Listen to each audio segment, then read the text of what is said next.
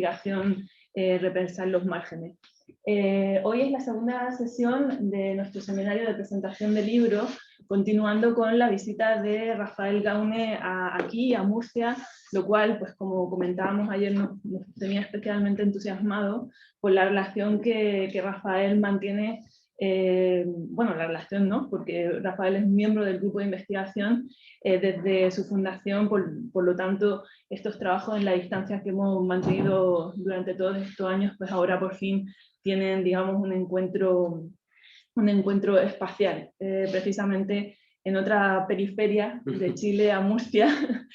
Tenemos esta ocasión de encontrarnos y además de compartir el encuentro gracias a estos pequeños milagros de la tecnología, pues con compañeros que veo, si no me equivoco mal, desde Alemania, Estados Unidos, que esté en este momento distinguiendo, y algún otro rincón español, pero también lejanos de Murcia, como por ejemplo Sevilla. Esto si no me equivoco, así que saludo a todas estas partes del mundo y quizá más. El motivo de nuestro encuentro ahora, en este momento en concreto, pues es la presentación del último libro de Rafael Gaune, Los ojos y las manos del jesuita Diego de Rosales, que, bueno, que tengo la oportunidad de tener aquí, se los muestro en la pequeña pantalla, más cerca, y que, bueno, es de 2021, pero realmente salió hace poquito tiempo. Un libro en el que bueno, recopila algunas reflexiones en torno a lo que supone no solamente la trayectoria, en este caso de un personaje especialmente significativo como es Diego de Rosales, sino lo que implica la escritura por parte del propio Diego de Rosales como del propio historiador, ¿no? Finalmente, cómo hacer historia en el siglo XVII, cómo hacer historia en el siglo XXI y además cómo hacerlo entre América y Europa, ¿no? Una reflexión sobre la biografía y la circulación. Podríamos presentar a Rafael Gaune de muchas maneras, voy a ser breve y como decía ayer, el rótulo en negrita es profesor investigador del Instituto de Historia de la Pontificia Universidad Católica de Chile, y la letra chica, pues ya lo he mencionado antes, investigador, miembro del grupo de investigación de Pensar los Márgenes. Además de eso, tiene una trayectoria significativa. Él hace gala de esa circulación y esa relación entre Europa y América en su propia formación como investigador, primero, bueno, con su formación de licenciatura en Historia en Chile, y luego con su formación postdoctoral en Italia, en Pisa y en Roma. Y como autor, pues ha destacado el libro que nos convoca hoy, es su segunda obra, la primera de ellas, la primera monografía, Escritura y Salvación, en torno a la cultura misionera jesuita en Chile en el siglo XVII. Y bueno, como editor de libros, una variedad de temas que nos llevan desde la cultura legal a, por ejemplo, la noción en sentido de dolor. En cuanto a artículos y capítulos de libro, ayer destacaba sus publicaciones en estas grandes obras compilatorias de Cambridge History of Chilean Literature y de Oxford Handbook of Jesuits, que ponen en evidencia pues que nos encontramos ante uno de los investigadores de referencia a nivel internacional en torno a estos temas que son pues principalmente la Compañía de Jesús, con las líneas de reflexión en torno a la circulación de conocimientos y de información, y también en torno a la mediación. Y una de las líneas que a mí siempre me gusta destacarlo, lo hemos destacado mucho en estos días, pues su interés en el análisis de la producción historiográfica durante el siglo XX, que yo creo que ya tenemos que hablar del siglo XXI también, me temo, porque se nos está haciendo no estamos metiendo mucho en el siglo, ¿no? Ya sí, le doy la palabra a Rafael para que nos hable de este libro, Los ojos y las manos del jesuita Diego de Rosales, un retrato editorial entre América y Europa, siglo XVII. Muchas gracias, Rafael, por venir y por regalarnos el libro. Bueno, muy buenas tardes a las presentes que me van a tener que escuchar nuevamente. En la mañana hice una clase en el pregrado donde realmente lo pasé muy bien. No sé si se escucha bien en la... ¿Sí? Ah, ya. Sí, sí. Y un saludo obviamente a la gente que está en sus casas en distintas partes del mundo, lo que es muy atractivo también post pandemia, ¿no? Algo positivo que quedó post pandemia. Yo lo que me propuso Ana, que obviamente agradezco infinitamente, yo estaba en Roma por una estadía de investigación y salté a Murcia. Yo, bueno, dije el momento de ir a Murcia, que ya estábamos mucho tiempo tratando de poder vincular y estar acá presente, y obviamente la presentación de un libro es motivo para venir y obviamente poder compartir un tiempo con los estudiantes y con los colegas acá en Murcia. El libro, como dijo Ana, se publicó el 2021, en diciembre del 2021, por la editorial universitaria y el Centro Barros Arana de la Biblioteca Nacional de Chile. Y yo lo que voy a hacer brevemente, para no alargarme más de la cuenta, es plantear 6 puntos con respecto a cómo he reflexionado a posteriori, ¿no? Una vez que se publica un libro, ¿no? Yo creo que eso es lo más interesante, como la reflexión a posteriori y metodológica que puede suceder una vez que un libro está publicado, y y aunque suene cliché, es una máxima, ¿no? O sea, el libro se publica y el libro deja de ser uno porque empiezan distintas lecturas, ¿no? Me acuerdo cuando se presentó en Santiago la semana pasada, no me acuerdo si fue la semana pasada o antepasada, los presentadores y las presentadoras que hablaban sobre el libro hacían lectura, y yo me preguntaba si realmente escribí eso, porque son múltiples formas de entender a un personaje que es súper interesante. Entonces el primer punto es, ¿quién era Diego Rosales? No voy a hacer una cronología biográfica de Rosales, ¿no? Pero me parece que lo que más puedo destacar de Rosales es que, bueno, jesuita, misionero, burócrata de la Compañía de Jesús, llegó a Chile en 1630, hasta 1655 fue misionero, por lo tanto tiene 25 años de experiencia de misionera entre los indígenas del sur de Chile, al sur del Biobío, y entre el 55 y el 74, que es donde asume cargos burócratas dentro de la Compañía de Jesús, viceprovincial y rector de colegio, escribe este libro. Es un libro que escribe a posteriori de su actividad y de su experiencia misionera.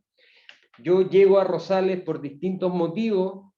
En primer lugar, por la tesis de doctorado, donde Rosales se me escapaba constantemente en la cronología, pero yo al mismo tiempo lo buscaba en los archivos. O sea, yo no estaba investigando sobre Rosales, pero era una figura que se me aparecía constantemente en los archivos y en la biblioteca, y ahí empezó a delinear ciertas cosas sobre su actividad y sobre su vida, interesándome en primer lugar en su obra mayor, que es la Historia General del Reino de Chile, Flandes Indiano, ¿no? Y después voy a hablar sobre ese Flandes Indiano, que es sumamente interesante y sumamente audaz, ¿no? Como interpretación y como subtítulo de una obra, ¿no? Entonces Rosales se me convierte en una ausencia-presencia, de cierto modo, en una ausencia, en el sentido de que yo no estaba investigando sistemáticamente sobre este personaje.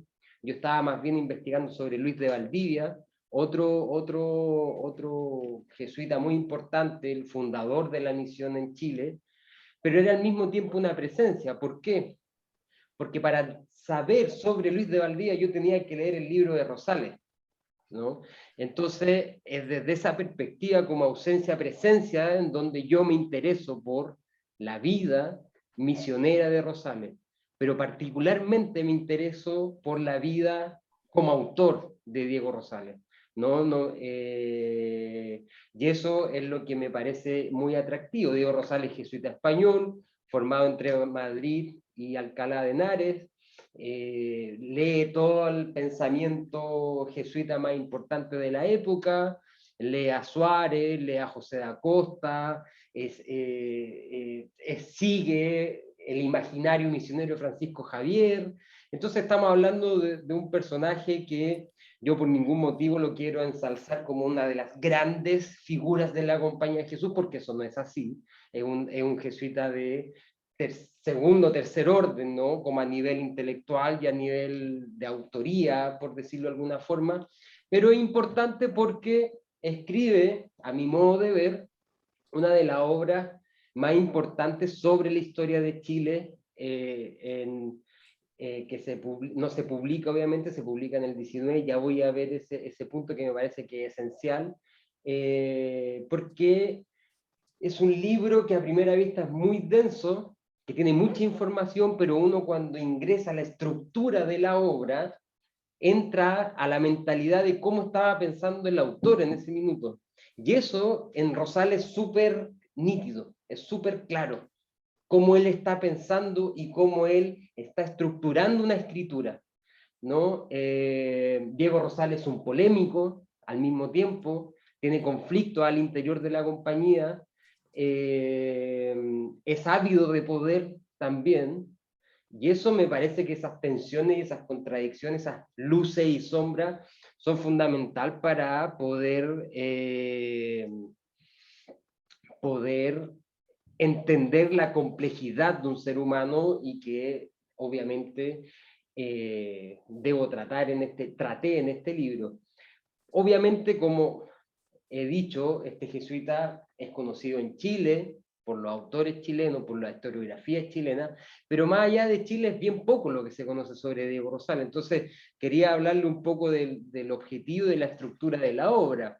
El objetivo de la obra primordial de Diego Rosales es escribir una historia general del Reino de Chile, posterior a su experiencia como misionero, por lo tanto escribe entre 1655 y 1674, 1655 un hito clave porque es la gran rebelión mapuche en el sur, donde se incendian todas las ciudades en la frontera sur. Él queda prisionero en algún minuto por los mapuches y luego de eso comienza a escribir. La historia general está compuesta por 10 libros que tienen distintos capítulos, y acá es lo que me interesa, ¿no? El libro 1 es un libro donde estamos en presencia de un jesuita anticuario, ¿no? De un jesuita que se preocupa por tratar de definir los ritos y costumbres de los indígenas a través de la observación, a través de los objetos del mundo indígena, pero también a través de la comparación. Y aquí estamos ante un jesuita sumamente audaz, ¿no? Al comparar, por ejemplo, ritos funerarios mapuche con ateniense, holandese, hace el clásico cotejo, que no es propio de Rosales, sino que es parte de un espíritu de los tiempos, de entender lo que no se puede entender con la formación clásica que tenía y con sus propias lecturas. Entonces, el libro 1 es un jesuita absolutamente anticuario, protoetnógrafo, donde genera teorías e hipótesis sobre el poblamiento americano, por ejemplo, de cómo llegan los mapuches al sur de Chile, y aquí plantea una hipótesis que es sumamente controvertida y sumamente audaz, ¿no? Cuando él describe de dónde vienen los mapuches, él dice que son españoles de la isla Hespérides, que llegaron a Brasil, del rey Héspero, y que por distintas circunstancias de la vida cortaron comunicación con la civilización y empezaron a transitar por América y llegan al sur de Chile. Esa es una forma de ensalzar al otro guerrero, al que no puedo dominar militarmente, ¿no? Es lo mismo que hace Ercilla en la Araucana, finalmente, ¿no? Y eso viene obviamente, de la cultura clásica. Tácito tiene eso, ¿no? Entonces, me parece que el libro 1, aparte de esta hipótesis que son controvertidas, obviamente, me parece que estamos en presencia de un jesuita sumamente erudito, ¿no? Y eso siempre se ha escondido a Rosales, ¿no? El erudito es Ovalle, son otros jesuitas eruditos, pero Rosales no. Y me parece que en el libro 1 estamos en presencia de una persona que pone a disposición toda su cultura en común, y me parece que eso es extraordinario. En el libro 2 es el geógrafo que escribe una historia natural de Chile, cordillera, isla, mar, ríos, la fisonomía, geográfica de Chile aparece muy nítida, es una geografía descriptiva, obviamente, donde ciertamente se involucran también usos y costumbres del pueblo indígena, y del libro 3 al 10 escribe el historiador, ¿no? Que es una cadena de sucesos políticos y militares, desde Pedro Valdivia hasta donde él escribe en 1630 aproximadamente llega la 1630, 1640 llega la escritura del Flandes indiano en cuanto a acontecimiento, ¿no? Y eso, a mi modo de ver, la parte menos atractiva del Flandes indiano, ¿no? La parte donde él opera como historiador, ¿no? Porque es un historiador que está metido en distintos contextos, en distintas polémicas. A mí lo que me interesa verdaderamente es el libro 1 y el libro 2, el anticuario y el naturalista. Y ahora hablar de ese título que se llama Historia General del Reino de Chile, Flandes Indiano, y esa coma es muy importante, porque esa coma como signo, las comas unen, no pueden desunir. Acá lo que está tratando de hacer Rosales, al situar la palabra Flandes Indiano, está tratando de bautizar a Chile como el Flandes Indiano, comparándolo con la guerra del Flandes de la monarquía de España, obviamente, con la guerra de los 80 años. Eso es lo que está haciendo Rosales. Pero al mismo tiempo, él lo que hace es formalizar una idea que ya uno podía apreciar que estaba presente desde los conquistadores de Perú, desde Diego Almagro en adelante, donde se habla del sur como el Flandes, ¿no? Como nuestro propio Flandes.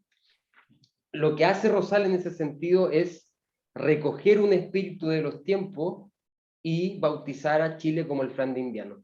Ese gesto es sumamente audaz.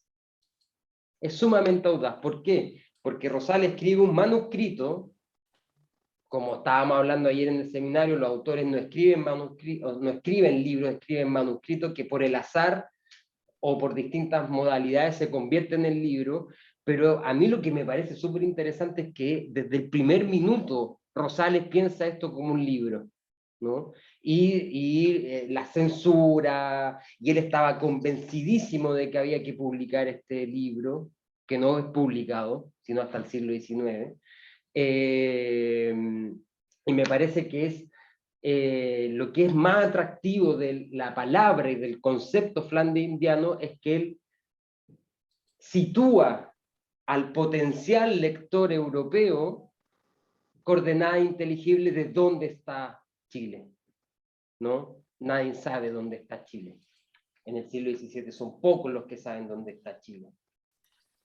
Y lo que hace Rosales es decir, bueno, acá hay un espacio que naturalmente se puede asemejar al Flandes y que al mismo tiempo está en guerra como estaba Flandes, ¿no? Hasta 1648. O sea, lo que está haciendo un ejercicio sumamente audaz, Rosales. ¿Cuál es el problema de esto? Y esto es un poco para intentar decir una obviedad. La investigación no termina nunca. ¿Por qué? Porque yo trabajo con un filólogo que es Miguel Donoso, que hemos hecho una edición crítica del Desengaño y Reparo de la Guerra del Reino de Chile, y estamos haciendo la edición crítica del Flandes indiano. Con la pandemia, obviamente, no podíamos tener acceso al Archivo Nacional, donde está este manuscrito, y lo que descubrió Miguel, y ahí estamos dialogando y discutiendo si es verdad eso o no, o si hay pruebas para demostrar eso, es que finalmente lo que hace Rosales es tachar el nombre Flandes indiano. ¿no? Y eso cambia toda la perspectiva al mismo tiempo. O sea, es una metáfora que él la hace, pero que después recula y la tacha. Ahora, la tachó él, la hoja, son los que estaban leyendo el texto en Europa, es un problema, pero esa pista de investigación es sumamente importante para entender cómo es leído este manuscrito en Europa. La metáfora flandes-indiano se une a distintas metáforas, ¿no? Las Indias de acá, como hablaban los misioneros europeos cuando se referían al sur de España, al sur de Italia, al sur de Francia, a las islas del Mediterráneo. Bueno, yo no puedo ir a las Indias orientales o occidentales, voy a las Indias de acá, a mis Indias, ¿no? Se une a la Italia antártica, que hace un jesuita expulsado chileno, criollo, en Bolonia, Molina, que para darle a entender a los italianos ilustrados del siglo XVIII qué es Chile o cómo definir Chile, él dice, Chile es la Italia antártica. Y es una metáfora genial eso. Hace una barbaridad, en mi modo de ver, Molina, que es comparar el parmesano con el queso chanco. Cuestión que no tiene comparación, ¿no? O sea, infinitamente superior al parmesano. El queso chanco es un queso que se da en el Valle Central de Chile, pero, o sea, la comparación tiene un límite también, ¿no? Pero uno entiende a Molina que lo que quiere es que los italianos sepan dónde está Chile y qué es Chile. Hay otra metáfora que es muy bella, que es el Brasil holandés, ¿no? Este Brasil conquistado y colonizado por el mundo de los Países Bajos. Entonces, otro punto y que se desarrolla obviamente con la metáfora del Flandes indiano es por qué surge este libro. Este libro surge principalmente porque yo estoy trabajando con un filólogo que está transcribiendo la historia general del Reino de Chile, son cerca de 2000 fojas, la historia general del Reino de Chile. Existen solo 2 ediciones, y esto también es parte de la tragedia de Rosales. Rosales no publica el libro, no lo publica en vida, ni lo publica recién. Vicuña Maquena, un historiador intelectual liberal chileno del siglo XIX, que encuentra el manuscrito en París, nadie sabe por qué llega a París el manuscrito. Rosales lo envió por lo menos 2 veces a España para que se lo publicaran y regresaba a Chile cada vez más destruido. Hay un manuscrito inédito en la Biblioteca Medina, en Santiago, La conquista espiritual del Reino de Chile. Entonces yo, a medida que estábamos transcribiendo este libro, pero yo a medida de que estaba haciendo notas históricas para la edición crítica, empiezo a estructurar una línea cronológica en torno a la obra principal de este jesuita, ¿no? Entonces, por eso, en la introducción de este libro yo hablo de que editar es retratar una vida. Y eso es lo que estaba haciendo. Yo estaba editando una obra, pero al mismo tiempo estaba retratando una vida al hacer ese ejercicio de editar, ¿no? Si vamos, perdón, si vamos al latín, editar, edere, producir y publicar, el editor es el que produce, el que saca la luz, retratar, el que vuelve hacia atrás, el que reduce y abrevia. Entonces lo que yo estaba haciendo estaba produciendo con la intención de publicar una versión reducida de la vida de Rosales, ¿no? Volviendo hacia atrás. La pregunta es, finalmente, ¿qué estoy retratando de Rosales? ¿No? Esa pregunta siempre me rondó. Y puedo decir con absoluta certeza que lo que estoy retratando no es una biografía clásica del jesuita. No es una biografía heroica de vida a muerte, un ser humano marcado por una misión. No hay una teleología de fondo. Yo no busco la heroicidad de Rosales. De hecho, a ratos me parece un personaje muy antipático, ¿no? En su forma de relacionarse con los otros jesuitas, sobre todo. Lo que yo estoy retratando es una biografía editorial de un autor, ¿no? Y un autor súper tardío en la historia chilena. porque recién se publica en el siglo XIX, en plena la mal llamada pacificación de la Araucanía, que es el Estado chileno del siglo XIX cuando toma posesión del sur de Chile, ¿no? Es el Estado el que publica la obra, como una prueba de un conflicto anterior al de ellos con el mundo indígena, ¿no? Cuando Rosales narra las borracheras indígenas, pero las narra en contexto de ritualización, ¿no? Con una mirada anticuaria y protoetnógrafo, Vicuña Maquena lo que hace, ¿ven que son borrachos los indígenas? ¿Ven que tenemos que conquistarlos? Entonces en el siglo XIX se hace otra lectura del Flandes indiano. De hecho, muchas hipótesis de por qué no es publicado el Flandes indiano es precisamente por la crítica durísima que hace Rosales del ejército español, de la guerra sangre y a fuego. Esa es una hipótesis. Yo creo que la hipótesis tiene que ver más bien con los problemas que tiene con Roma, Rosales.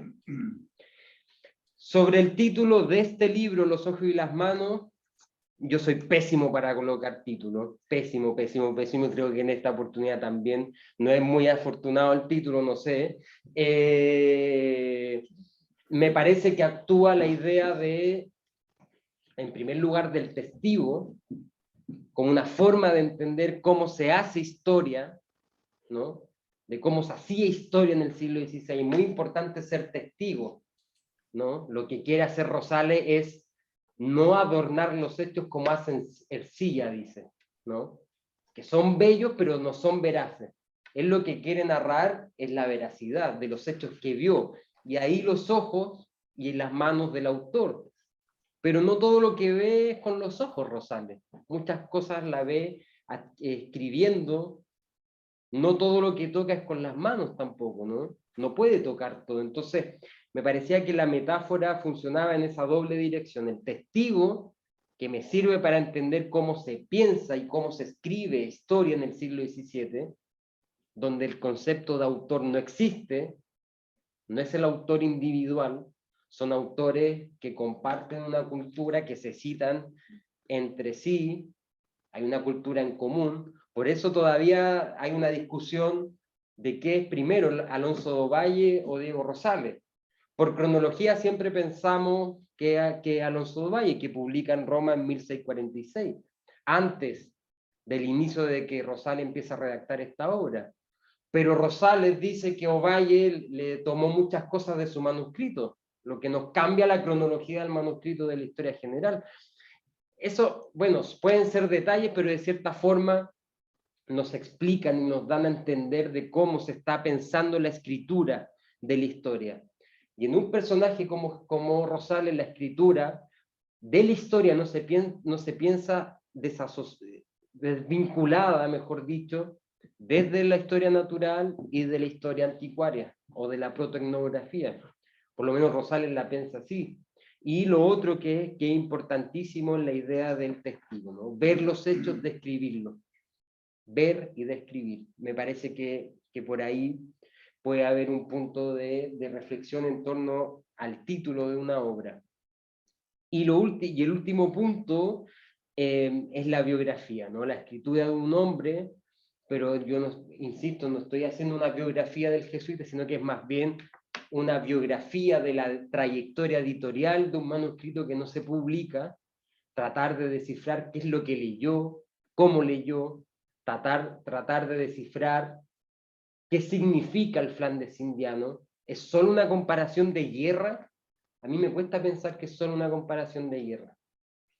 Me parece que ahí, ¿por qué? Porque donde escribe Flandes indiano, Diego Rosales, bueno, lo escribe en el título, lo escribe posteriormente en la censura, todas las aprobaciones eclesiásticas alaban esta historia que se está escribiendo. La escribe posteriormente en el libro 1, principalmente, donde él está operando como anticuario. Y un elemento clave de la anticuaria es la comparación. Pero no está comparando, no, o sea, es una comparación de guerra, evidentemente, pero no solo es una comparación de la guerra. Es es una palabra mucho más profunda, ¿no? Que tiene que ver con entregarle coordenadas inteligibles a potenciales lectoras y lectores europeos, ¿no? Por ahí va una cosa. Lo que pasa es que ahora descubrimos que tachó y borró el Flandes Indiano. ¿Eso cambia? Bueno, sí puede cambiar, porque da cuenta de que hay una persona que a lo mejor se arrepiente y él mismo se está editando constantemente, ¿no? Es cosa de ver el manuscrito, está lleno de anotaciones, de tachados del manuscrito, etc. Y vuelvo al último punto, que es la biografía. Me parece que la dimensión individual de la historia, aunque esta no es una biografía clásica, es relevante a la hora de ir a contrapelo de lo que podríamos denominar el Big Data, la historia global, donde quizá el ser humano se pierde dentro de esos datos, dentro de esas escalas globales, transnacionales, gigantescas. Aquí, desde un caso de estudio, desde una excepcionalidad, como es escribir un manuscrito que él quiere que sea libro en Santiago, en una ciudad periférica, pobre, con la guerra ahí, me parece que es un punto relevante para vincular a Chile con Europa y Europa con Chile. O sea, esta es una historia que vincula relaciones de fuerza entre actores, mediadores, circulaciones, escritura, etcétera, etcétera, etcétera. Y con esto concluyo. Casi todos los procuradores, que son estos jesuitas que van a Madrid y a Roma a solicitar dinero y a solicitar, a publicar, y sobre todo tratar de llevar de vuelta consigo misioneros, todos, sin excepción, hasta el siglo XVIII, tenían la misión de descubrir qué había pasado con el manuscrito de Rosales. O sea, se instalan la larga duración que había un jesuita que había escrito un libro, que es un jesuita importante, que es Diego Rosales, y que no se sabía por qué no se había publicado. Diego Rosales, calificador de la Inquisición de Lima, que es un título honorífico solamente en Santiago, él nunca calificó nada, ¿no? Es un estatus social, básicamente. Tenía todas las aprobaciones eclesiásticas.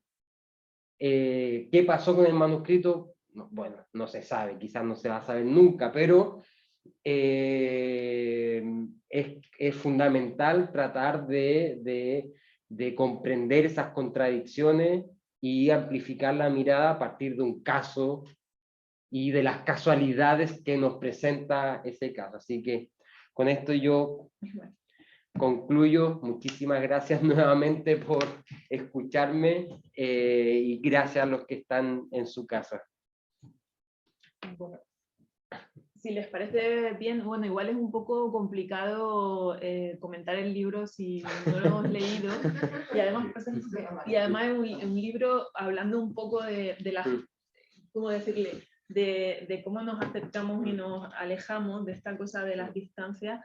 También es cierto que hay veces que parece que todo está al alcance de la mano y bueno, cómo condiciona, por ejemplo, el hecho de que el libro esté editado en Chile, aunque bueno, la editorial universitaria es una editorial con bastante difusión, pero dentro de Chile, entonces esto nos dificultó también, nos puede dificultar también la presentación del libro. No obstante, creo que Rafael más o menos ha delineado lo fundamental de su trabajo, sobre todo de su propuesta, y por otra parte, pues quizá, no sé si alguno de los participantes pues también tienen algún tipo de inquietud sobre el tema general, no tanto sobre el libro concreto, sobre este autor que, bueno, siendo de tercera o cuarta fila, pero es un renombre dentro de la historia de América incluso, ¿no? O incluso sobre lo que es el personaje, su obra, o lo demás. No sé si quieren hacer alguna consulta. Yo obviamente, como digamos que tenía el libro, he podido, digamos, leerlo y tengo mis propios comentarios, pero quisiera primero pasarles la palabra, no sé si por aquí en la sala o en nuestros invitados virtuales, y si no me lanzo yo. Como quieran. Parece que ¿Ana? Plana. ¿Ana? ¿Sí? Hola. Te doy la Hola, palabra. ¿qué tal?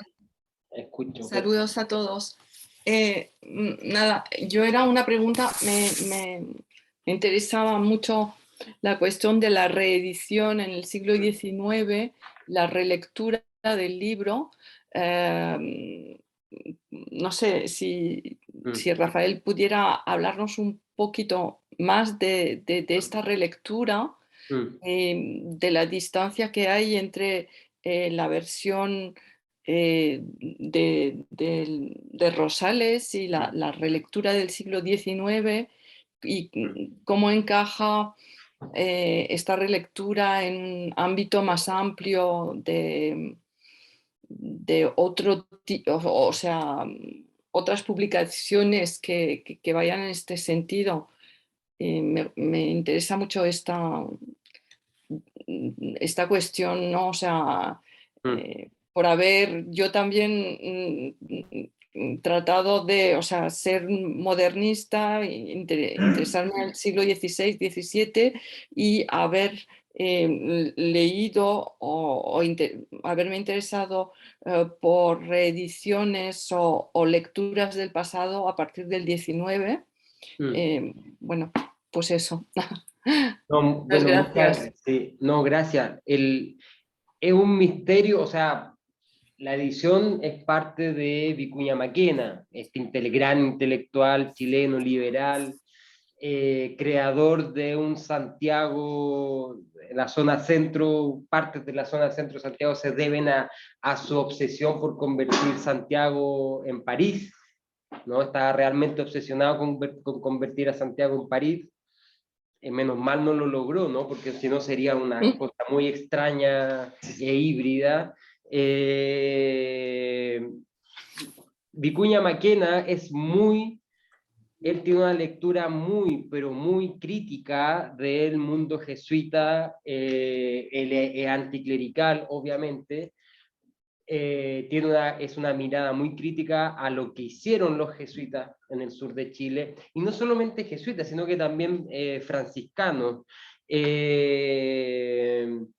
Pero, y acá es lo curioso, utiliza una historia escrita por un jesuita para justificar parte de la ocupación de la Araucanía. O sea, todo el libro 1 de Diego Rosales, que es La Anticuaria, es el protoetnógrafo, donde él va describiendo ritualidades, sacrificios, borrachera, pero Rosales eso lo mira desde una perspectiva absolutamente anticuaria, ¿no? Incluso con distancia. Vicuña Maquena lo usa como prueba para demostrar la barbarie indígena. Y eso está claro en la introducción del libro, que estaban acordándome cuando es en 1877, ¿no? Publica ese libro. Y lo encuentra en París, le pide al Estado chileno que lo compre, se lo compran y él lo publica en las imprentas del Mercurio de Valparaíso. O sea, a Vicuña Maquena no le interesa de por sí Diego Rosales, lo que le interesa es cómo está describiendo la historia de Chile y sobre todo la historia de un conflicto intra e interétnico, ¿no? Que es en el sur de Chile. Y eso es muy evidente. La edición de Rosales tiene muchos problemas de transcripción, de cotejo, de fijación de texto, y por esa errata es que Mario Góngora en el siglo XX, otro gran historiador, comienza un proyecto de edición de la historia general. ¿Por qué? Porque cuando lo publica Vicuña Maquena le saca todo el aparato crítico a la historia general. Y efectivamente el aparato crítico de Rosales abruma, porque tiene marginales, tiene nota al lado y tiene nota a pie de página, que va citando Oviedo, los clásicos, a los cronistas mayores, a José da Costa, etcétera. O sea, tiene un corpus, a todos los juristas, tiene un corpus muy, muy intenso. Entonces, Vicuña Maquena corta todo esto, y Diego Rosales, entre 1877 y 1980, 83, no recuerdo exactamente el año de la edición de Góngora, todos los estudios históricos se hicieron en base a una edición mermada del Flandes Indiano. Entonces, eso explica de por qué Rosales no es un canon literario en la historia de Chile. Una de las explicaciones. Ercilla es un canon, claramente. El poeta mayor. Alonso do Valle es un canon, absolutamente. Su histórica relación. Molina, todos los jesuitas expulsos son un canon.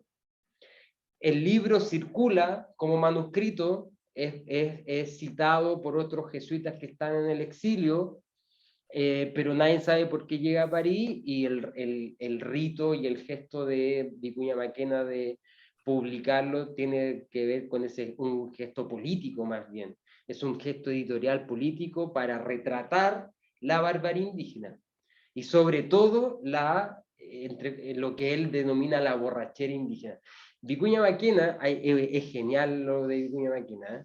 Vicuña Maquena es senador, y una vez que publica el Flandes Indiano, hace un discurso en el Senado donde dice Delenda Arauco, en vez de Delenda Cartago, Delenda Arauco, o sea, hay que arrasar con Arauco, ¿no? Y acá hay una prueba de por qué hay que arrasar con Arauco. Y por eso lo publican, ¿no? Entonces, es un gesto político que se va a remediar con la edición de Mario Góngora, pero Mario Góngora y su equipo también van a cometer muchos errores de transcripción, que uno puede decir, bueno, que cambia absolutamente, ¿no? Miguel Donoso, como un filólogo muy certero, descubrió errores cuando Diego Rosales hablaba de oveja, oveja, oveja, oveja. Y en el manuscrito no es oveja, es abeja. Uno puede decir, pero ¿qué significa eso? Diego Rosales estaba hablando de un escudo papal que tiene una abeja, perdón. Y eso cambia muchas de las cosas de cómo Diego Rosales estaba pensando, ¿no? Entonces, a nivel filológico, pero a nivel como conceptual, yo creo que lo que va a hacer Miguel el próximo año, sale la edición, van a ser 3 volúmenes, debería cambiar un poco la percepción que tenemos de Diego Rosales, creo que sí.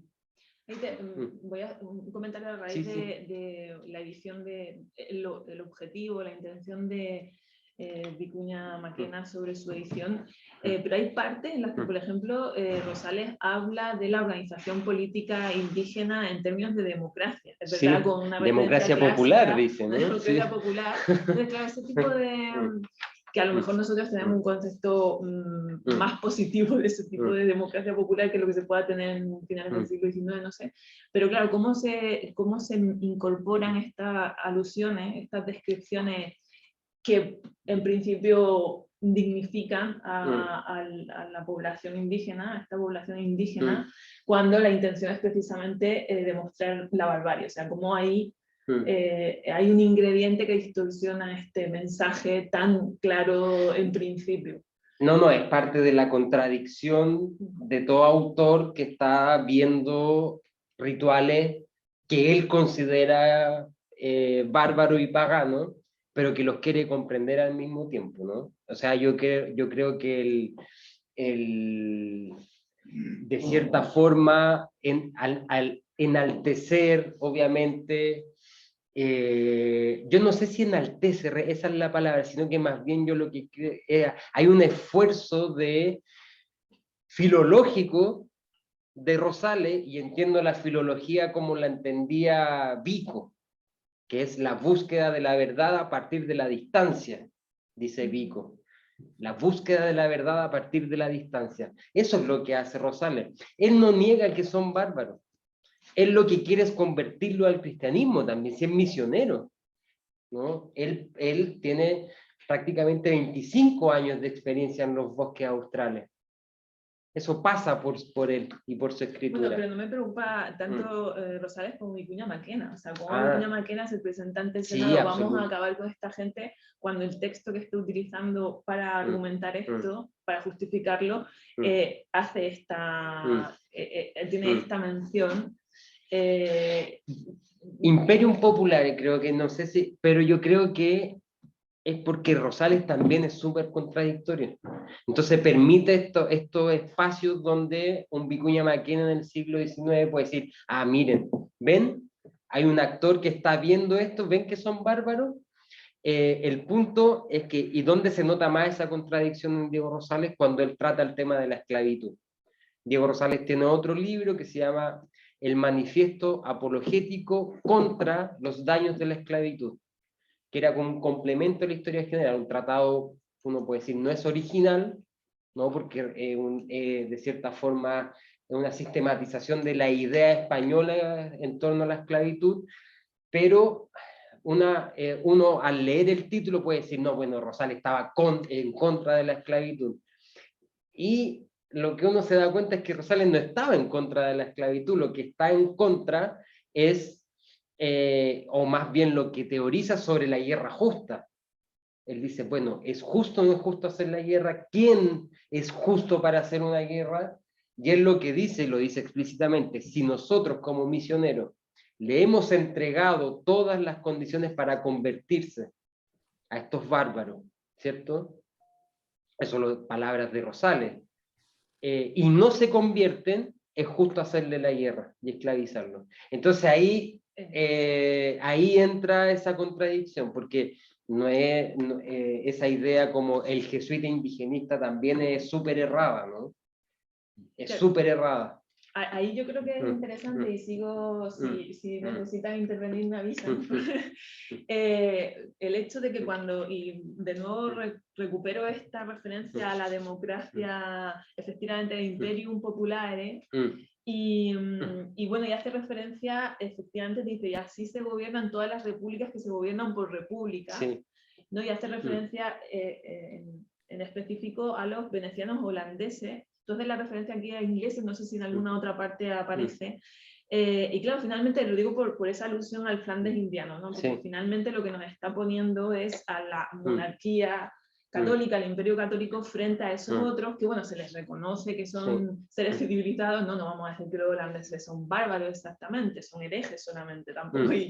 Y la alusión a ese Flandes indiano no solamente como un territorio de guerra, sino como casi como una encomienda de avance. No es la idea de la frontera, de una frontera que tiene que ser conquistada necesariamente, porque lo que hay al otro lado es esto, que no necesariamente es barbarie, pero es un otro, ¿no? En esa necesidad que yo no creo que tanto sea de entender, sino de buscar la manera de penetrar para destruir al final, no para porque la conversión al final implica como una disolución, ¿no? de lo que se tiene enfrente, ¿no? Sí, lo del Flandes indiano no es solamente una comparación de guerra, obviamente creo, en la historiografía chilena siempre se ha situado el concepto Flandes indiano para demostrar dos espacios en guerra, pero es más profundo que eso, creo. Quizás estoy equivocado, pero tengo la intuición de que es más profundo. Y también un concepto como el Flandes indiano nos saca de nuestro etno, no sé qué, cómo llamarlo, ¿no? En el sentido de... Etnoreferencia. Etnoreferencia, no sé cómo llamarlo, pero es en el sentido de que los procesos chilenos, que mucha historiografía chilena, bueno, pasa en todos los países, no voy a empezar a criticar a Chile, ¿no? Bueno, lo puedo hacer también. Creen que los procesos pasan por fronteras muy estables, muy nacionales, pensando en fronteras-nación, pero cuando nos damos cuenta de los procesos de guerra defensiva, ofensiva en el sur de Chile, tienen una secuencia lógica con la idea de Pax Hispánica de Felipe III en el Flandes. O sea, es lo que pasa en el Flandes lo que va a repercutir en Chile, no viceversa. Muchas veces nosotros pensamos que Chile casi es la guerra principal de la monarquía cuando no era así. Entonces la idea del Flandes indiano también va en esa lógica, como recuperar un espíritu, comparar espacios geográficos, comparar una guerra, pero también situar en un contexto global conflictos, y eso me parece, o sea, me parece interesante cómo Rosales estaba pensando en dobles coordenadas. Lo que es curioso es que en la historia general no hay ninguna referencia a libros sobre el Flandes, ¿no? No hay referencia. Y eso significa que Rosales aprende y conoce sobre la guerra de los 80 años, ya cuando se formó como jesuita en España, en Madrid y en Alcalá de Henares, y en Chile. Entonces hay un conocimiento histórico adquirido más que aprendido por lectura o interpretaciones de libros. Yogur Sí. levantó la mano, Sí. y le damos Sí, voz. sí, por favor.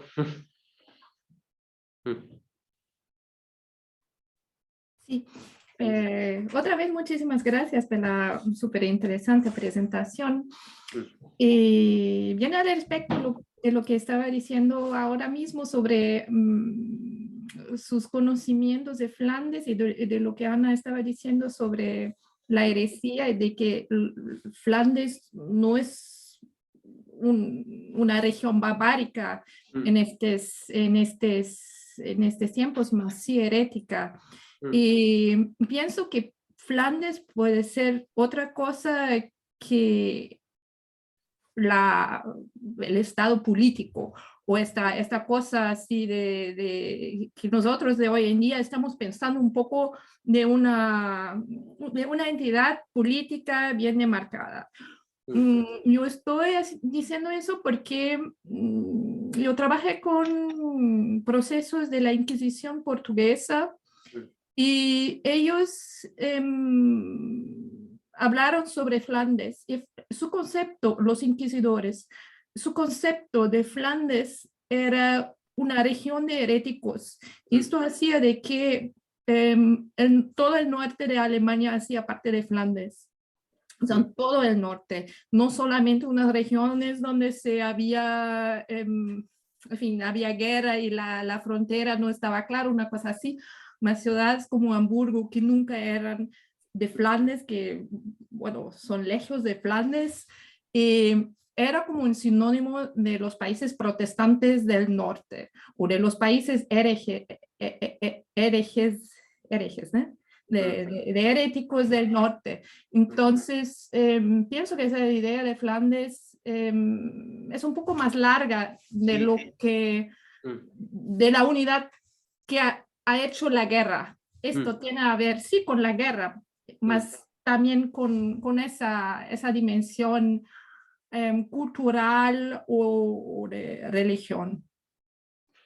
Una cosa que quería decir también, estaba hablando de la Italia antártica, también existía una Francia antártica, una Francia equinocial, Francia equinocial, no sé cómo se llama en español, más estas otras entidades siempre toman el nombre del país central, como Francia o Italia, en cuanto que Flandes indiano, no sé si España se identifica tanto con Flandes, es un poco fuera, es un caso totalmente diferente. También el Antártico, tanto como el equinocial, son posiciones geográficas, no son denominaciones como el indiano de un pueblo o de pueblos o también de religiones heréticas, así, tiene un otro valor, pienso yo.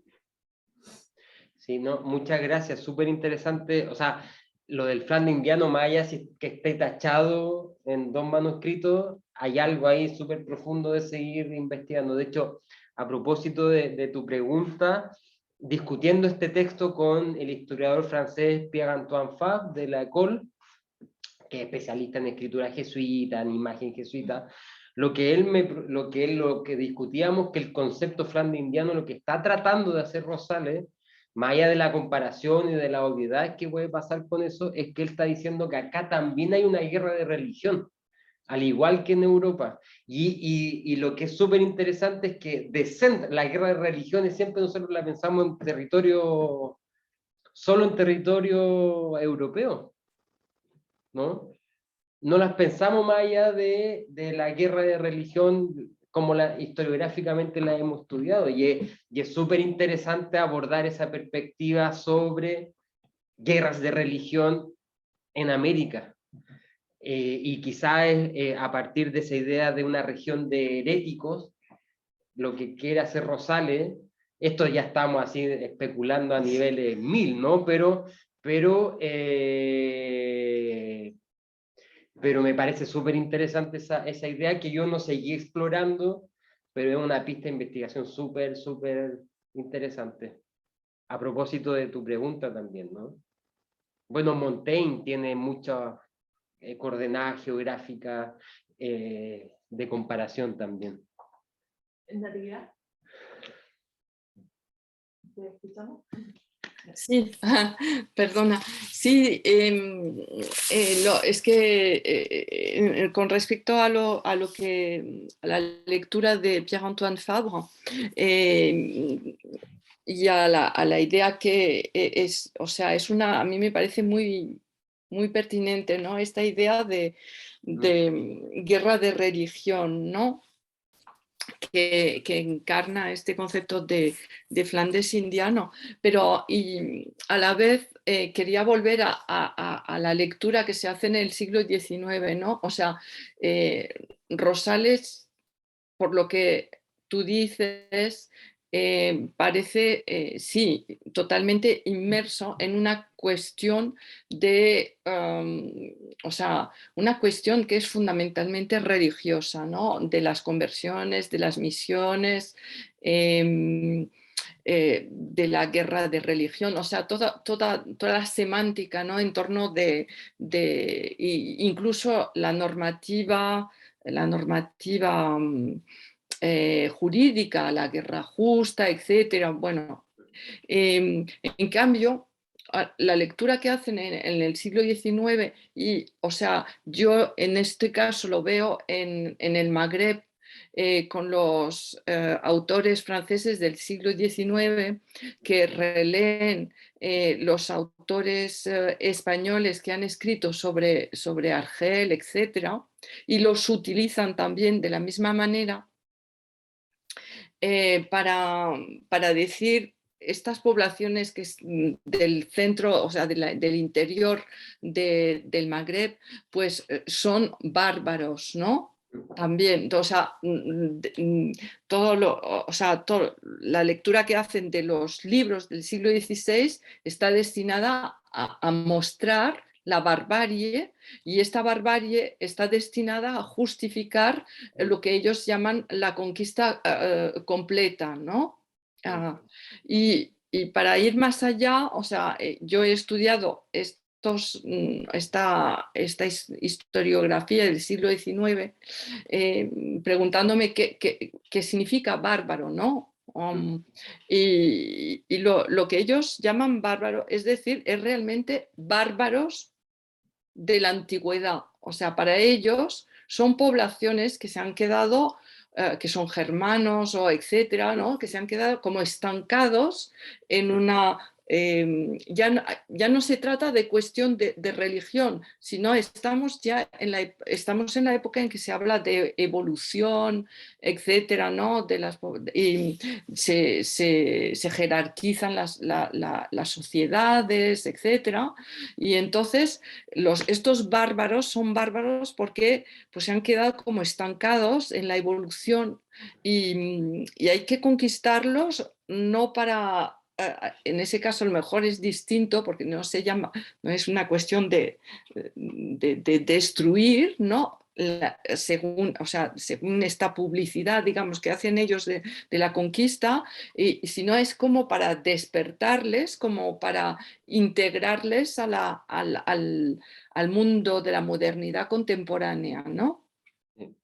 Y yo me preguntaba si tú podías hacer esta misma lectura o hay diferencias, ¿no? O sea, se distingue, porque has hablado del discurso que hizo el editor del siglo XIX, Vicuña Maqueda, en el Senado, ¿no? O sea, de Lenda Araucania, o sea, ya es, o sea, no sé. O sea, ¿se pueden comparar estas dos situaciones o no?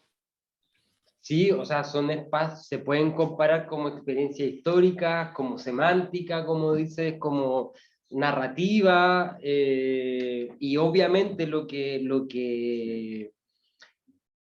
eso se ve muy claro en el otro libro de Rosales, que ahí sí que entran contradicciones sobre la barbarie, la guerra justa, la esclavitud, etc. O sea, me parece que son narrativas que sí se pueden comparar. Rosales nunca deja de tratar a lo indígena como bárbaro, ¿no? Eso no pasa, y que el objetivo ulterior es convertir, que llevan potencialmente un cristiano dentro, ¿no? Y que eso pueden compararlo. ¿Y dónde aparece eso en Rosales? A partir de tu pregunta, es cuando él le da voz a los indígenas en su historia general. O sea, no es la voz de los indígenas, claramente, ¿no? Eso estamos de acuerdo en eso. Son narraciones y diálogos que crea Rosales para distinguir el indígena rebelde, ¿no? El indio de guerra, con el indígena converso. El indio amigo, pero ni siquiera amigo, el indio converso que... claro. No, porque ahí es súper notable, porque el indígena católico, el indígena converso que acepta el evangelio, aparece en la historia general calmado, dialogando con su hijo, le dice a su hijo Lepumante, quiero ser Juan, quiero que me bauticen como Juan, acuéstate al lado mío, tuve un sueño, vi a la Virgen, me habló Jesús. Son todos, el padre no arrepentido por años de gentilidad, dice Rosales, le dice a su hijo, por favor, cásate con una sola mujer, ¿no? Por favor, hazte cristiano, y es todo un contexto bucólico de paz, de tranquilidad, donde es solo naturaleza, no hay guerra y no hay conflicto, ¿no? En cambio, cuando hace lo inverso, indígenas rebeldes son de una rudeza increíble, o sea, casi los matan solo con emitir una palabra, matan a todo el ejército español. Y ahí están las arengas militares de Lautaro y de Caupolicán, ¿no? Dos grandes guerreros mapuche que Rosales describe, las arengas que hacían antes de las batallas, que obviamente son ficticias, son discursos, escritura de Rosales, donde dice, bueno, vamos a acabar con todo el ejército español, les vamos a cortar sus cabezas, ¿no? Y ahí siempre resuena Montaigne en Rosales, que es una lectura oculta en Rosales, que no está citada, ¿no? El ensayo sobre los bárbaros está ahí, en esos diálogos, ¿no? El bárbaro dulce que se convierte, pero el bárbaro que defiende su libertad y las primitivas leyes, dice Rosales. Las primitivas leyes, que es una frase casi textual de Montaigne, pero que no puede citar a Montaigne, obviamente, ¿no? Pero una lectura de los misioneros jesuitas en todo el orbe católico. Y ahí hay una distinción de barbarie, ¿no? El bárbaro que reconoce su gentilidad, que le pide a sus hijos que se conviertan, y el otro bárbaro que no acepta por nada y que entra en conflicto, y es un bárbaro que es monosílabo, ¿no? No, sí, así son los diálogos. En cambio los otros casi están citando a Salustio, Tácito, y hacen todas las elucubraciones de alto vuelo teológico, ¿no? Y ahí hay una disonancia, como diría Bakhtin, ¿no? Hay diálogos monológicos y diálogos dialógicos, ¿no? O sea, lo que hace Rosales con esos indígenas bárbaros, militares, rebeldes, es evidenciar un mundo y que pone en cuestión sus propias creencias como autor, ¿no? Y como misionero, y que está describiendo un proceso. ¿Algún comentario? Yo no sé si, Nati, no sé si querías comentar más o si te quedó la manito ahí. Y me salen dos, que sería Omar y el otro... Ah, sí, perdona, Freya. No sé cuál de los dos fue antes. El orden el que aparece ahí. Sí, le Sí. Ah, vale, vamos a ver. Aquí, experto. Sí, experto en sería Zoom. Omar y luego Freya. Bueno, muchas gracias por la presentación a Rafael. Ya esperemos que llegue a Sevilla. Lo bueno de vivir en Sevilla es que todos los temas americanistas en algún momento los libros llegan aquí. Así que eso, Feliz, pues. eso es lo bueno de vivir aquí. Entonces seguramente llegará tu libro y lo leeremos con mucha atención. Así que me baso en la exposición. Seguramente cuando lea el libro podremos dar preguntas más concretas. Pero me interesaba esta parte que se refería a la lectura ya no del siglo XIX, como en los otros comentarios, sino en el propio siglo XVII. El uso de Ovalle por parte de Rosales, ese es el punto que me parecía interesante, porque Ovalle lo logra publicar muy rápidamente, pues podemos decirlo, ¿no? En la propia Roma, es decir, tiene un éxito, entre comillas, y Rosales dice que utilizó parte de su manuscrito. Me interesaba saber si han hecho el cruce de qué partes fueron las exitosas, entre comillas, de Rosales, que aparecen en Ovalle, y qué partes no, porque a lo mejor eso nos puede marcar un poco la competencia que había dentro de los propios escritores de la orden en Chile. Y el otro punto que quería preguntar, y con esto corto, es si hay algún reconocimiento dentro de las autoridades de la orden a la labor como escritores de uno u otro. ¿Sí? Porque yo en el caso de Paraguay, por ejemplo, pero ya para inicios del XVIII, la orden reconoce un historiador de la compañía, que es Pedro Lozano, muy famosa su obra de Historia de la Conquista, y tiene el reconocimiento dentro de la orden, dice, bueno, todos pueden escribir, pero aquí el historiador oficial que reconocemos para nuestro espacio es este, por lo menos en esta época. Entonces quería saber si había algún tipo de que haga que Rosales tenga menos éxito, si se entiende de esa manera, la publicación de su obra. Así que nada, muchas gracias. No, bueno, gracias por la pregunta, que es un misterio sin resolver. Bueno, aquí yo veo a dos especialistas en Ovalle que están haciendo sus tesis, ¿no? Que Estefano, sí, y Josefina, que tiene la cámara apagada, ¿no? Ellos están trabajando sistemáticamente Ovalle, quizás han descubierto cosas que quizás yo no voy a poder decir, pero claramente hay una intertextualidad en ambos textos. Hay un préstamo creador entre Ovalle y Rosales. Y efectivamente el que se convierte como en una autoridad no oficial, como, no llegan a ser Pedro Lozano, ¿no? En Paraguay. Como esta es pero claramente es Ovalle y no Rosales. Y Rosales resiente mucho eso en su libro, ¿no? Lo resiente mucho. Dice que lo de Ovalle no es veraz, que le faltan datos, porque él vio eso y Ovalle no. Y entonces ahí hay una cosa de cronología que hace pensar que claramente al revés como lo piensa Rosales. Que Rosales es el que ocupa muchos de los textos de Ovalle, etcétera. Pero Rosales es el que impone esta idea, pero Ovalle al mismo tiempo también nos da otras pistas diciendo que él conoce a un historiador que está escribiendo una historia general, ¿no? Y que es Rosales.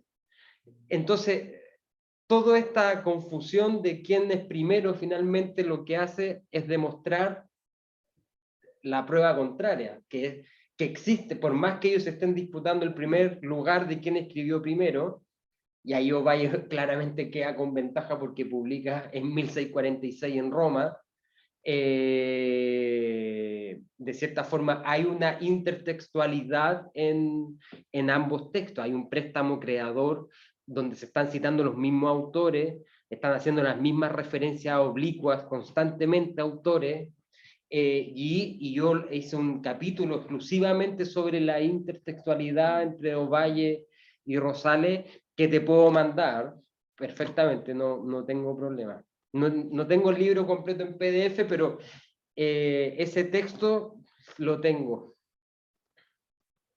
Así que eso. Y lo otro, claro, tiene que ver con que finalmente es Ovalle el que se convierte en la autoridad.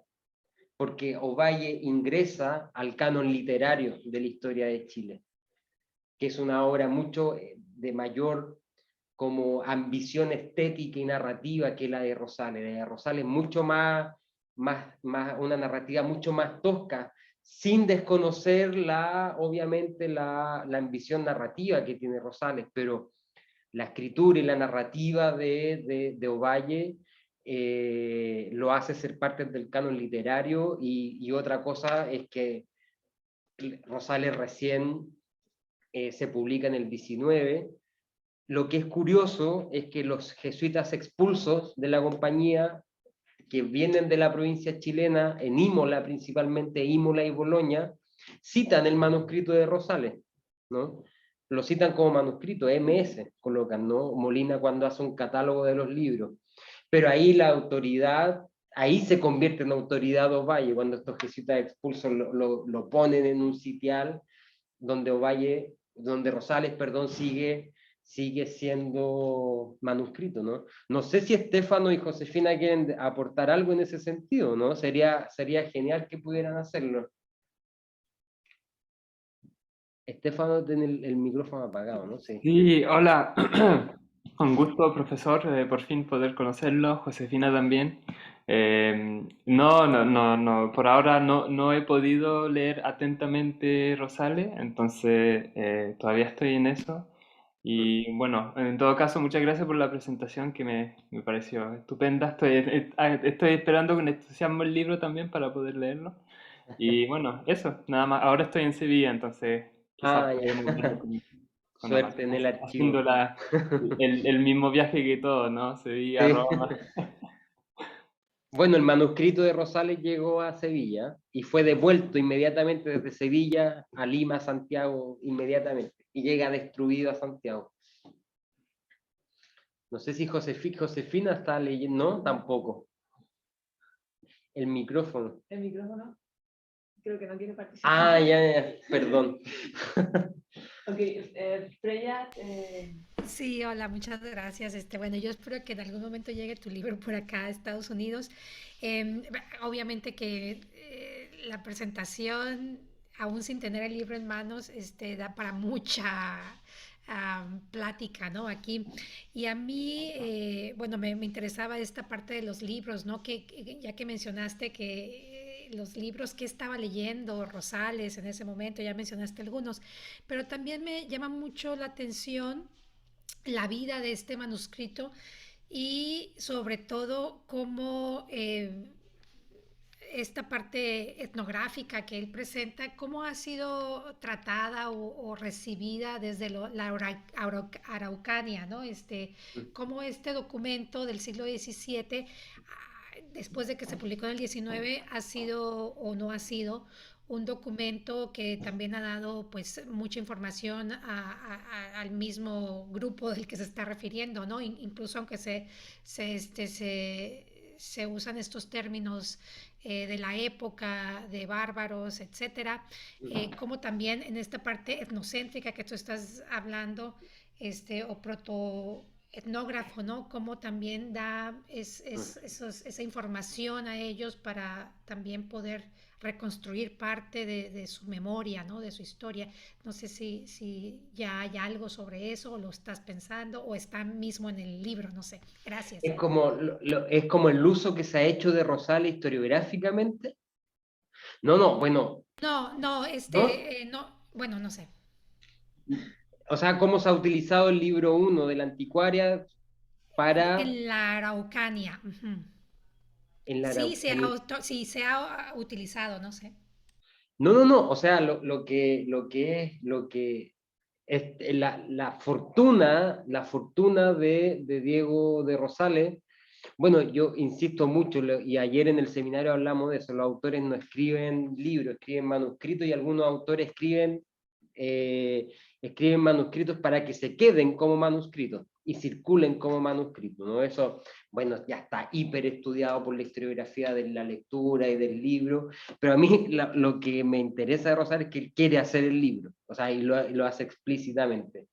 Tiene una fortuna súper interesante Rosales inmediatamente como manuscrito, ¿no? Y sobre todo en el largo siglo XVIII, donde, una vez más, los jesuitas expulsos, y no solamente chilenos, los que vienen de México también sobre todo, ¿no? Y están en Italia escribiendo, discutiendo con los naturalistas europeos que consideran consideran la naturaleza americana inferior a la europea, ¿no? Buffon, etcétera, etcétera. Ellos utilizan precisamente los libros escritos por estos jesuitas. Nicolás del Techo también aparece en Paraguay. Ovalle, ¿para qué decir? Ovalle estaba en todas las bibliotecas europeas y sigue estando en las bibliotecas europeas. Y también Rosales, a pesar de ser manuscrito. La trayectoria del manuscrito de Rosales se pierde el rastro en el siglo XIX, pero en el siglo XVIII tenía una circulación en ambientes ilustrados jesuitas súper grande, que utilizan el libro 1 principalmente y el libro 2 para exaltar cierto espíritu criollo, ¿no? Los jesuitas expulsos en el siglo XVIII hacen eso, pero también lo utilizan no solamente la descripción de ritualidades, etcétera, sino que también la exaltación de la naturaleza americana en contraposición de la naturaleza europea. Entonces de forma muy temprana, el manuscrito de Rosales sí tiene una recepción en torno a su parte más original, que es el libro 1 de la protoetnografía y el libro 2 de la naturaleza. ¿Por qué? Porque el libro 3 al 10 es un relato cronológico histórico de hechos políticos y militares que no tiene mayor ambición o mayor audacia o mayor interpretación. Es muy duro con algunas familias de Santiago y también lo que hace pensar que por eso no lo publican. Pero en cierto sentido, esto, o sea, ¿a qué es lo que voy? Un libro como Rosales es leído de tantas múltiples formas que puede servir para exaltar al mundo indígena y su ritualidad y la naturaleza, pero también para criticar la barbarie indígena, ¿no? Como Vicuña Maquena, y no solamente como Vicuña Maquena, todos los historiadores liberales chilenos, Barros Arana también lo hace, ¿no? En su Historia de Chile. La gran fuente son estos jesuitas, ¿no? La gran fuente son estos jesuitas, no es la araucana de Ercilla, que ellos en forma de narrativa y de estética lo consideran superior, pero que no es veraz, ¿no?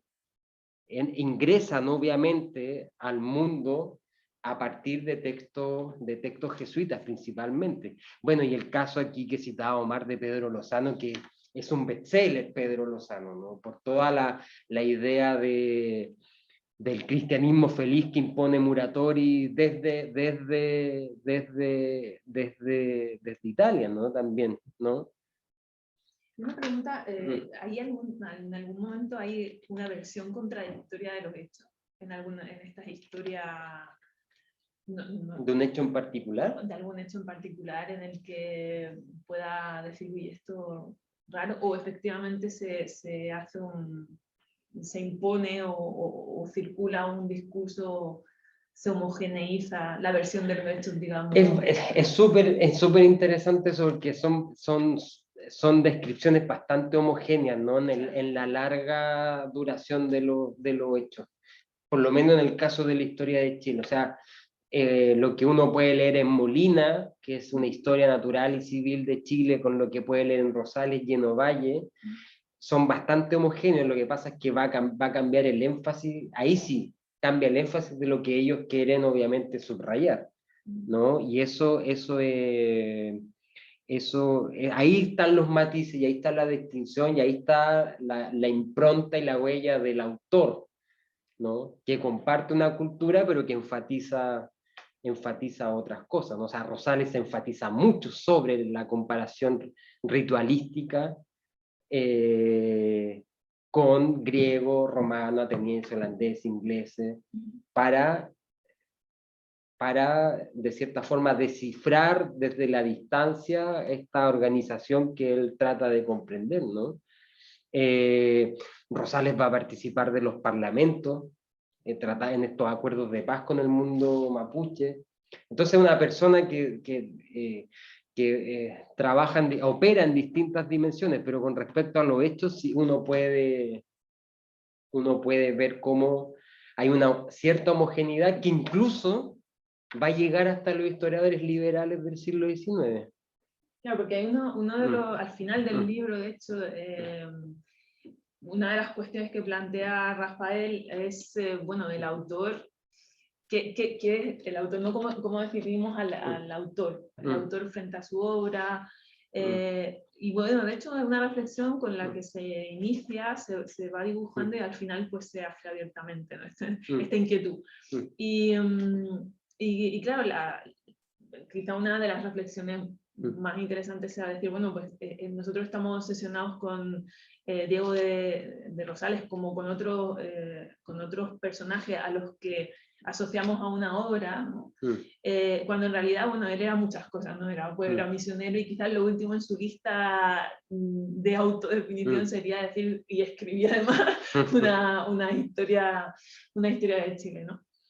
Entonces, bueno, también como desde la historia, desde la historiografía, pues nos aferramos a esta identificación y cuesta mucho también cuánto de esos otros Diego de Rosales hay en esa obra, ¿no?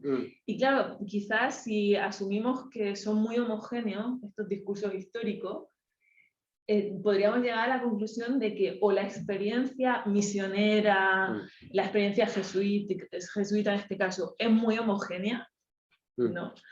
O efectivamente hay una distancia entre esa obra y la experiencia de vida de ese autor, Rosales o cualquier otro, ¿no? Y ahí entramos un poco, y es cierto que no podemos distanciarnos, no podemos separar al autor de sus obras, ¿no? Y como Rafael ha hecho recientemente un monográfico, ha publicado un dossier, pero sobre, pues precisamente una reflexión sobre eso de la biografía coral, ¿no? Y una de las cuestiones que los que nos interesamos en las órdenes religiosas, pues efectivamente, qué tanto de representativo es cada uno de los miembros de la orden, ¿no? Cómo la orden, que finalmente es digamos, un sujeto colectivo, arrastra a los que forman parte de ello, en su actitud, en su escritura, en su actuación, pero también nosotros nos dejamos arrastrar por era jesuita, por lo tanto tenía que actuar como un jesuita y pensar como jesuita, por supuesto, o franciscano, y esto también historiográficamente nos ha dado un problema, y es que no hemos asumido las disidencias internas, ¿no? Sí. Nos cuesta mucho pensar que efectivamente, pues a lo mejor es que Rosales no se llevaba bien con alguien, que era quien tenía que hacerle la gestión Con de la muchos no se publicación, llevaban. sino esto, o pasa por ejemplo con Las Casas, ¿no? Que era un personaje que caía muy mal. Sí, a nosotros les parece que tal, pero para sus contemporáneos realmente como decirle un problema constante que no era necesario en ese momento, ¿no? Sí. Entonces, bueno, ese tipo de valoraciones, ¿no? Finalmente, el autor, presentar a Diego de Rosales, se podría presentar a Diego de Rosales como otra cosa que no sea el autor de esta historia, bueno, o de cualquiera de sus obras, ¿no? Porque al hacer una biografía editorial, tú mismo estás incidiendo en que él es un escritor, él es un autor de algo que quizás es lo que más nos interesa, ¿no? Que es su obra. No, o sea, yo estoy convencido que la originalidad de Rosales radica en el libro 1 y en el libro 2, que ahí despliega su experiencia misionera. Por ejemplo, aquí, bueno, y aquí Omar lo puede también destacar, si hay algo homogéneo y que comparten todas las órdenes religiosas, ni siquiera la experiencia jesuita, es la narración y la descripción de los martirios, ¿no? Si uno ve el martirio de Roque Santa Cruz es Omar, ¿cierto? Sí, en Paraguay, es exactamente lo mismo que sucede con los mártires de Licura, con el martirio en Nagasaki de jesuita y franciscano. Ahí hay una homogeneidad de un relato, de una circulación, de un imaginario que se construye, que se lee, que se relee, que se relee, y que en cierto sentido lo vuelve un canon, ¿no? Lo que sí original en el Alonso Valle, en ese caso, cuando le coloca una imagen, al martirio de Licura, que es una imagen absolutamente anacrónica, ¿no? O sea, Anganamón, este indígena, es un príncipe romano hablando en latín. Los jesuitas también están bien posicionados con vestimenta de jesuitas, pero claro, yo creo que ahí los autores se juegan su originalidad y su audacia en fragmentos de la obra, ¿no? Y por ejemplo, en Ovalle, no, las imágenes claramente no las hace él, es probable que no haya participado de esas ilustraciones, creo, pero su originalidad en el caso de Ovalle radica en la narrativa, ¿no? Más bien, en una narrativa que trata de enfatizar hechos sobrenaturales. Rosales, lo voy a decir, Rosales entre el libro 3 y el 10 no es muy atractivo de leer, porque son batallas, acontecimientos, Bueno, gobernadores. una historiografía también reconocible, por otro lado, batalla tras batalla. Sí, pero lo que sí es sumamente importante es que él está escribiendo otro libro en paralelo, que es La conquista espiritual de Chile, que se ha publicado solamente fragmentos, que son biografías hagiográficas de jesuitas. Y si uno lee eso, y retomando tu pregunta, ahí lo que está construyendo Rosales es una suerte de, no, o sea, perdón la exageración que voy a hacer ahora, pero es casi como un Giorgio Vasari de Chile que hace la vida de los ilustres pintores, etcétera, pero con los jesuitas de Chile. Hace una biografía coral, hace un mosaico de los jesuitas, y uno cuando lee la biografía de todos los jesuitas, todos son santos, casi todos mueren con olor a santidad, y otra hipótesis de por qué no es publicado el libro, porque esta era la segunda parte de la historia general, es porque, bueno, está la bula de Urbano VIII, creo, sí, en 1625, donde no se pueden publicar libros que tengan santidad no comprobada, ¿no? Y si uno lee La conquista espiritual, todos son santos. ¿Y estaban todos en la conquista espiritual? ¿O hay alguna oveja negra que se No, quedó? lo que hace Rosales es una biografía coral, es un mosaico completa de todos los misioneros. Okay. No sé si es extraordinario, lo que pasa es que el manuscrito está destruido. En el archivo, en la Biblioteca Nacional, en la Sala Medina, que la tinta traspasa todo, ¿no? Y es porque Rosales manda los dos volúmenes, la historia natural, civil, protoetnográfica, y manda la historia como sagrada de Chile, y los dos vuelven y el manuscrito ese vuelve destruido. Ahí él escribe la vida de Ovalle, por ejemplo, ¿no? O sea, el límite son hasta cuando él muere, en 1634. Pero todos pasaron por momentos de tentación del demonio, todos fueron cautivos, todos fueron santos, todos buscaron el martirio, y es súper interesante como a nivel de cómo está pensando un cuerpo Rosales. Él es parte de la Compañía de Jesús. Y aquí pasa otra historia, que es, no sé si a alguien le interesa y que puede quizás interesarse por eso, pero es la idea de los jesuitas subterráneos, esos jesuitas que no aparecen en esta historia. El portero de los colegios, ¿no? ¿Quién ha hecho la historia de los porteros de los colegios de la Compañía de Jesús? Nadie. Yo hasta el minuto no sé si hay alguien que ha hecho esa historia. Eso es súper interesante. Por lo general no son consagrados, son hermanos coadjutores, pero falta una historia de los hermanos coadjutores, ¿no? Que son los que acompañan a los jesuitas en clases, que se meten a la frontera y casi siempre son los primeros en morir.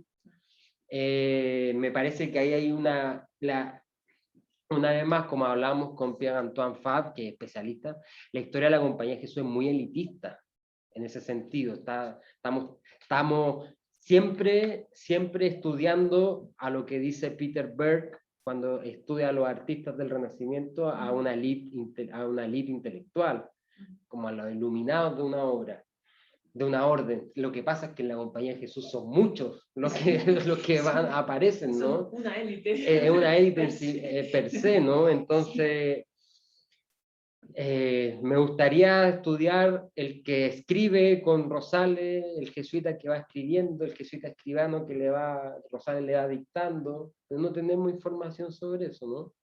O sea, es un cuerpo homogéneo, sí, pero también tiene sus fisuras, ¿no? Tiene los jesuitas expulsos, a los que expulsan de la orden, por sospecha de heréticos. A los jesuitas portugueses siempre los tenían... Siempre los tenían entre ceja y ceja, ¿no? Sí, sí. El caso de un jesuita que enloquece en Santiago y lo expulsan. Me parece que ahí hay una historia que iría a contrapelo de esta biografía coral de una elite, no me recuerdo el término exacto como Peter Berg cuando estudia a los artistas del Renacimiento, que él dice, bueno, no sé, hay que estudiar a las modelos, a los que van a sus talleres, pero no recuerdo qué término acuña. Claro, ahí yo, no sé si nos interrumpen por ahí, nos avisan. Hay una cuestión que me parece interesante también a la hora de adentrarse en este tipo de estudios, ¿no? Y yo en un artículo que algún día saldrá, pero no sé cuándo, pensando en el de Murcia, que tampoco... Entonces, claro, pensaba siempre... analizando la élite de Murcia, nada que ver con jesuitas y nada que ver con Chile ni nada, pero ya bueno, siempre nos fijamos en estos personajes, ahora que estamos un poco tan obsesionados con lo global y con la circulación, en este caso de personas. Entonces era, claro, ¿qué es lo que pasa? El que se mueve en algún momento deja un rastro de movilidad. Incluso con los propios contemporáneos que dicen, y este estuvo en otro sitio que no fue aquí, ¿no? Sí. Entonces, claro, cómo hacer la vida, cómo biografiar o incluso cómo referenciar a esos que no se movieron, ¿sí? Estuvieron ahí en su casa y bueno, que no dejan de ser personajes o incluso más significativo, no dejan de ser el testimonio de la época, ¿no? Eran tan aburridos, pero o no, que bueno, tienen otro tipo de documentación que esta historia de las circulaciones, esta historia de lo global, ¿no? de las conexiones, que parece que siempre tiene que ser una conexión cuanto más lejos, y Roma con Chile está muy lejos, ¿no? Pues mejor, ¿no? Parece como que justifica esa globalidad. Ahora me acordé de la elite creativa, dice Peter Berg. Siempre hay una elite creativa que, bueno, que la compañía es una elite creativa, pero a mí también me interesaría que alguien se interesara por los hermanos coadjutores, bueno, los que no viajan. Los que no viajan, los que no viajan. Viajaron en su momento porque hacen un pedazo y no regresaron más, sí. Y que se quedan siempre, efectivamente, a lo mejor se quedaron en su primer destino, en una posición menor. Y aquí, bueno, en el ejemplo, yo estudiaba a Tomás de la Torre, ¿no? Que fue uno de estos secundones a la sombra de las casas, ¿no? Que van ahí cuando llegan a lo que es ahora, bueno, a Chapa. Y entonces, bueno, se quejaba él en un diario de que las casas se le había adelantado un par de días, ¿no? Y se quejaban de que cuando llegaban al mismo pueblo por el que había pasado las casas un par de días, nadie les hacía caso. Decía, no, es que ustedes son padrecitos, el gran padre ya pasó, entonces ustedes que no... Entonces se quejaban de que no les agasajaban y habían ido a salvarles las almas y sin embargo pues no, nadie parecía que les hiciera falta, ¿no? Entonces ese tipo de... Y en ese sentido, y esta es la pregunta que quería hacer o como reflexión así, de lo que también a mí me ha invocado, bueno, que me invocan estas historias de movilidades y de biografías que no son heroicas, o sea, quizás no buscamos la heroicidad, pero si lo pensamos bien, lo que hicieron fue bastante heroico, ¿eh? O sea, irse allá, a las Indias de allá y de acá, es un peso de tiempo, de cuerpo, de material y emocionalmente potente, ¿no? Y claro, ahí la pregunta que yo haría genéricamente, ¿no? Este tipo de perspectiva es, cuando nosotros estudiamos la distancia y le achacamos esa distancia a estos personajes, a estos individuos, ¿qué significa realmente la distancia en ellos, para ellos? Y no, la idea es que, bueno, que moverse nos permite cambiar de perspectiva, ¿no? ¿No? ¿Hasta qué punto en ese cambio de perspectiva hay una visión diferente? Hay un cambio de visión. Finalmente, sí, irse a Chile, llegar hasta Chiloé incluso, como decíamos esta mañana, permite que estos personajes dejen de pensar en Roma o dejen de pensar en su punto de referencia. Y esto es un problema que nosotros como seres contemporáneos tenemos, ¿no? Unos más que otros, ¿no? Pero parece que incluso ahora que tenemos la facilidad de la movilidad, siempre hay un deseo de retorno a... Como que siempre pensamos nuestra vida en base a la referencia inmediata, ¿no? Si en algún momento Chile fue Chile para Rosales. Yo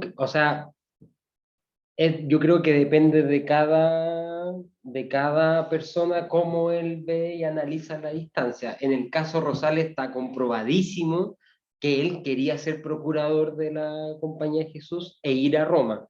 Y por los conflictos que tenía, Roma lo castiga, de hecho, con 2 años de silencio. El cargo de procurador sirve para 2 cosas: para llevar misioneros a América y dinero, y para quedarse en Europa. La historia de los procuradores que no regresan nunca más también es increíble, ¿no? O sea, Ovalle es un héroe desde que vuelve, ¿no? Después de pasar por Roma y querer volver a Santiago, si cuesta ahora, y en el siglo XVII ya imagino lo que significa eso. El punto es que yo creo que hay un caso, y no me voy a alargar con esto, pero el caso de Luis de Valdivia me parece que es súper interesante. ¿Por qué? Porque Luis de Valdivia, cuando está en Chile, y en los catálogos, los que han estudiado jesuitas saben que existen los catálogos privados y secretos, ¿no? Que son el catálogo público, es el aburrido, por decirlo de alguna forma, es el dato biográfico. Lleva 45 años de Compañía de Jesús, tiene los 4 votos, es literato, profe, etc. El catálogo secreto es donde uno, la otra, lo que no lee, porque el catálogo secreto es enviado solamente por los provinciales y es leído por las autoridades en Roma.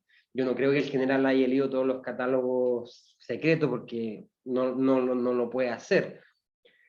Y esto es sumamente importante cuando Valdivia está con conflicto político con los encomenderos, con la corona, con la monarquía. En el catálogo aparece como flemático, melancólico, sanguíneo, y se ocupa la melancolía de Valdivia para expulsarlo a Valladolid, para castigarlo y expulsarlo a Valladolid. Él efectivamente en muchas cartas dice que él quiere regresar, que él quiere morir en los cuarteles de invierno, textual, quiere volver a España, etcétera, etcétera. Él lo castigan, el rey Felipe III lo quiere hacer parte de la corte en Madrid, y Roma dice que no, que tiene que irse a Valladolid, se enclaustra en Valladolid. Y el castigo, siempre hay un jesuita castigado, eso es lo interesante. El castigo es hacer la historia de la provincia castellana, ni más ni menos, la provincia más importante de España, ¿no? Donde está Suárez, Acosta, ni más ni menos, y lo hace perfectamente. Esa es una historia que no está editada. Si alguien quiere hacerlo, por favor háganlo. Está el manuscrito está en Toledo y en Roma. Son 4 volúmenes de todos los colegios de la provincia castellana, de todos los personajes. Pero ahí cuando uno habla, o sea, cuando lee la historia, yo la leí en Roma. Tiene fragmentos muy aburridos, otros que son brillantes, pero cuando uno lee la historia de la provincia castellana, lo que está leyendo es cómo la historia de la Compañía de Jesús de España, él la filtra a través de su experiencia misionera en Chile. Y habla de los límites de Castilla, del más allá, de la construcción de un catolicismo, tal como lo estaba haciendo él en el sur de Chile. Y eso se comprueba cuando Alonso de Valle lo va a ver a Valladolid, cuando va en su viaje como procurador a Roma, y él lo encuentra y él siente nostalgia de Chile. Quiere regresar a Chile, pero ya no podía regresar, obviamente, estaba castigado y viejo. Y eso es sumamente interesante, y en el libro yo trato una carta que es muy bella, que le escribe Rosales. Rosales a Valdivia, cuando Valdivia ya estaba muerto. Había fallecido en Valladolid, y Rosales no sabía esa noticia, y le escribe diciéndole que bueno, él es el creador de un proyecto de larga duración de salvación. Hay una parte increíble donde dice, ahora nosotros entramos sin escolta a la frontera, gracias a su trabajo, ¿no? Y ahí el punto de referencia, Rosales lo hace inmediatamente directo, es Luis de Valdivia, Chile. Cuando Luis de Valdivia estaba en Chile, quiere regresar a España. Cuando estaba en España, quiere regresar a Chile.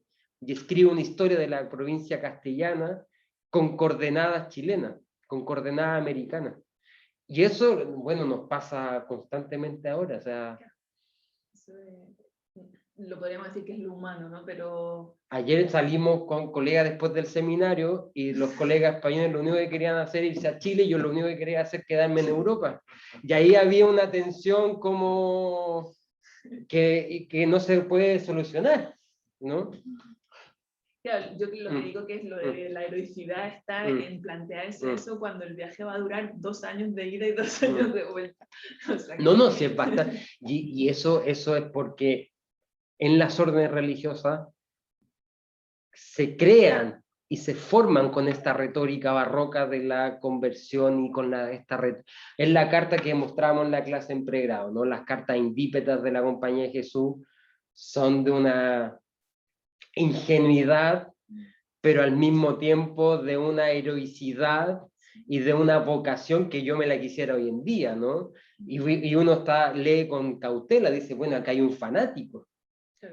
Si uno lo lee con una perspectiva contemporánea, pero si le están llegando noticias de los grandes mártires de Nagasaki a Roma, constantemente iconografías, cartas, si están leyendo a Richa, a Baliñano, y ellos en Roma reciben todo esto, en Madrid reciben todo eso, lo que quieren es hacer lo mismo. Entonces, esa heroicidad también es una heroicidad que se compone colectivamente, es un cuerpo que está operando ahí, ¿no? Esa jerarquización de dónde quieren ir los jesuitas a cristianizar. Si uno cuantifica las cartas indípetas, todos quieren ir a Japón y China porque están seguros que los van a matar allá. Y eso tiene que ver con esa construcción heroica y no recuerdo, parece que me preguntaste tú, con esa memoria que se autoconstruye la compañía, ¿no? Ahí aparecen los libros de Philippe Allengam, el francés, sobre las muertes ilustres de la compañía. Hay otro libro que se llama Héroes y Víctimas, y el catálogo de todos los mártires jesuitas. 500 páginas, publicadas en Roma, ¿no? Con pequeñas biografías, y ahí hay otra biografía coral, ¿no? De los mártires. Y el mismo relato, siempre, el mismo relato. El corazón que habla, posterior a la muerte, la lanza atravesada. En Nagasaki con la lanza, lo que me parece un gesto notable en los japoneses. Matarlos con la lanza crucificado. O sea, más allá de lo cruel y de la escena brutal que puede parecer, los japoneses comprendieron un elemento clásico y trascendental del cristianismo. Y los jesuitas cuando leían eso, bueno, yo quiero morir igual que ellos. Si no se muere de cualquier manera, se muere cristianamente, ¿no? También, ¿no? Sí. Bueno, llevamos casi 2 horas de seminario. Podemos liberarlo. Sí, podemos liberar, pero me van a permitir un segundo porque acaba de llegar Domingo Centenero, que no lo he dicho antes, pero es el coordinador de este seminario. En realidad lo que pasa es que hemos tenido un pequeño problema de agenda. Entonces, bueno, aparte de darle de nuevo la bienvenida, ha estado de todas maneras conectado, es que lo tenía yo aquí, pero iba en tránsito y acaba de llegar. Simplemente, no sé si quieres decir algo, Domingo, para cerrar. Ha sido un placer estar aquí, he podido escucharla en tránsito. Sí. No, ustedes no lo ven, pero está aquí, lo están escuchando solo. No, me ha gustado mucho. Me hubiera gustado hacer un par de preguntas, pero ya el seminario ya se ha ido de hora, desgraciadamente, porque el trabajo no he podido salir antes y ha sido una conciencia horaria. Lo he oído por el camino de vuelta a velocidad justa. Sí, sí. Es peligroso siempre. Y nada, ha sido un placer. Espero que haya próximos seminarios sobre presentación de libros.